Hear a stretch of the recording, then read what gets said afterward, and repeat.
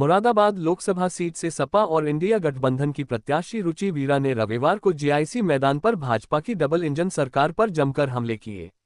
इससे पहले जीआईसी मैदान पर सपा प्रमुख अखिलेश यादव की रैली के लिए बनाए मंच और रैली स्थल को तेज और झमाझम बारिश के चलते काफी नुकसान पहुंचा था, जिसे समय रहते दुरुस्त कर लिया गया। अखिलेश यादव को 12:15 बजे मुरादाबाद आना था, लेकिन मौसम का मिजाज बदलने की वजह से उनका प्रोग्राम लेट होता गया और खराब मौसम के कारण बरेली में हवाई जहाज न उतर पाने के चलते अंततः अखिलेश यादव का मुरादाबाद का प्रोग्राम रद्द घोषित कर दिया गया। रुचि वीरा ने बताया कि सपा प्रमुख अखिलेश यादव अब 17 तारीख को मुरादाबाद में सवेरे 11 बजे जनसभा को संबोधित करेंगे। खबर आपको देनी है, मौसम खराब होने की वजह से हमारे राष्ट्रीय अध्यक्ष अखिलेश यादव जी का हवाई जहाज बरेली नहीं उतर सका और 17 तारीख को दोपहर में 11 बजे अखिलेश यादव जी आपके बीच में आएंगे। हमारी हौसला अफजाई कर देना, मेरे नेता को सुनने आ जाना और इंडिया गठबंधन को, इस इंडिया गठबंधन की साइकिल को, समाजवादी की साइकिल को इतनी तेज दौड़ा देना कि पहले राउंड का इलेक्शन है, मैसेज चला जाए कि साइकिल दौड़ रही है, गठबंधन दौड़ रहा है। बहुत शुक्रिया सबका। इस बीच जीआईसी मैदान पर अखिलेश को सुनने के लिए भीड़ जुटने लगी और सपा के अन्य नेता अपना अपना संबोधन करने लगे। सपा प्रत्याशी रुचि वीरा ने मंच से अपने संबोधन में कहा कि मैं बाहरी प्रत्याशी नहीं हूँ, मेरी पैदाइश मुरादाबाद की है और मेरी शिक्षा हिंदू कॉलेज मुरादाबाद से हुई है। मेरा ससुराल बढ़ापुर बिजनौर का है। उन्होंने कहा कि पूरा मुरादाबाद मेरा है। मैं मुरादाबाद की बेटी हूँ और बिजनौर की बहू हूँ। उन्होंने भारी संख्या में मौजूद भीड़ को संबोधित करते हुए कहा कि जब नरेंद्र मोदी गुजरात के होकर वाराणसी से चुनाव लड़ सकते हैं तो मैं क्या बिजनौर से आकर मुरादाबाद से चुनाव नहीं लड़ सकती। उन्होंने कहा कि आज देश के हालात बहुत ही नाजुक हैं। आज कब्र पर मिट्टी चढ़ाने के लिए भी परमिशन चाहिए। जुम्मा, अलविदा और ईद की मुबारकबाद देने के लिए भी इस देश में प्रशासन से अनुमति लेनी होती है। उन्होंने कहा कि वही देश तरक्की करता है जहां भाईचारा होता है, धर्म को लेकर कोई विभेद नहीं होता। रुचि वीरा ने पूर्व मंत्री आजम खान का उल्लेख करते हुए कहा कि जिस व्यक्ति ने समाज को शिक्षा देने का काम किया, रामपुर में यूनिवर्सिटी की स्थापना की, सड़कें बनवाई, शमशान घाट बनवाए, रामपुर में गांधी धाम बनवाया, हिंदू, मुस्लिम, सिख, ईसाई सभी वर्गों के लिए जिस आजम खान ने जबरदस्त काम किया, उनके पूरे खानदान को इस सरकार ने झूठे आरोप लगाकर प्रदेश की अलग अलग जेलों में डाल दिया। उन्होंने कहा कि भाजपा सरकार की नीयत और मंशा खराब है। सपा और कांग्रेस के कार्यकर्ताओं को मिलकर इस भाजपा सरकार का मुकाबला करना है। इस भाजपा सरकार ने दो चीफ मिनिस्टर को जेल में डाल रखा है। अपने प्रजातंत्र, संविधान और भाईचारे को बचाने के लिए हम सबको मिलकर इस भाजपा सरकार का मुकाबला करना है। इसलिए बड़ी तादाद में इनके विरुद्ध मतदान करके सपा इंडिया गठबंधन को विजय दिलानी है। सभा स्थल पर मंच से कांठ विधायक कमाल अख्तर, बिलारी विधायक मोहम्मद फहीम व अन्य सपा व कांग्रेसी नेताओं ने सपा इंडिया गठबंधन प्रत्याशी रुचि वीरा के पक्ष में लोगों से भारी संख्या में मतदान करने की अपील। कोई कैंडिडेट एक जगह का होता है। अरे मेरी तो पैदाइश भी इस मुरादाबाद की, रिश्तेदारी भी, नाना मामू बुआ सब, चाची चाचा मेरे सब मुरादाबाद के। बचपन मेरा मुरादाबाद में बीता। मैंने पढ़ाई यही आपके हिंदू कॉलेज से की और भैया मेरी शादी हुई बिजनौर में, बढ़ापुर में। तो मैं अकेली कैंडिडेट ऐसी हूँ जो मुरादाबाद की बेटी और बिजनौर की बहू हूँ। तो मैं भैया कोई गलत फहमी में मत रहना, मेरे जो एक आध विरोधी है, वरना तो पूरा मुरादाबाद मेरा है, मेरे हमदर्द है। जो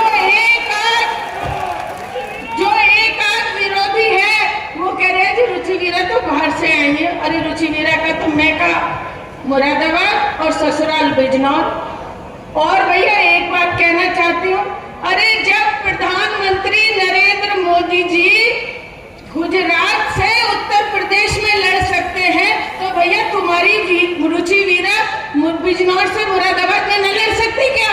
बता दो, हाथ उठा के बताओ। तो भाई आपसे ये कहना चाहती हूँ, आज मुल्क के हालात बहुत नाजुक है। आप सब चीजों से वाकिफ हैं।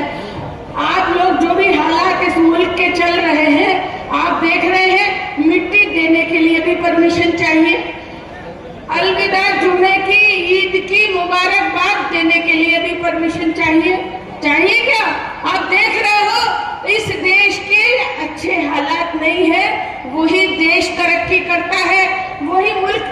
करता है जहाँ भाईचारा होता है, जहाँ छोटे बड़े हिंदू मुस्लिम सबको साथ में लेके चला जाता है, वही देश तरक्की करता है।